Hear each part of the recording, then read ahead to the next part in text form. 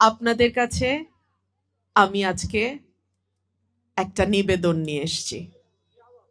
আমি আপনাদের মাটির সন্তান, আমি আপনাদের ঘরের মেয়ে, আমি কারো বোন, কারো হয়তো ভাতিজি।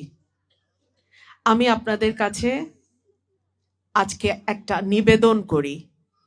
আমার বাবাকে ৭৩ সালে আপনাদেরই পূর্বপুরুষ বাবা চাচা যারা ছিলেন, মুরব্বী ছিলেন, ওনারা কিন্তু ভোট দিয়ে জিতায় দিছিলেন। ২৬ ফেব্রুয়ারিতে যে নির্বাচনটা হবে, আমি আজকে আপনাদের কাছে ভোটের জন্য আসছি। দিবেন তো আমাকে? আমি খালি হাতে আসছি, আপনারা আমার হাতটাকে ভরে দিবেন? আলহামদুলিল্লাহ, আলহামদুলিল্লাহ।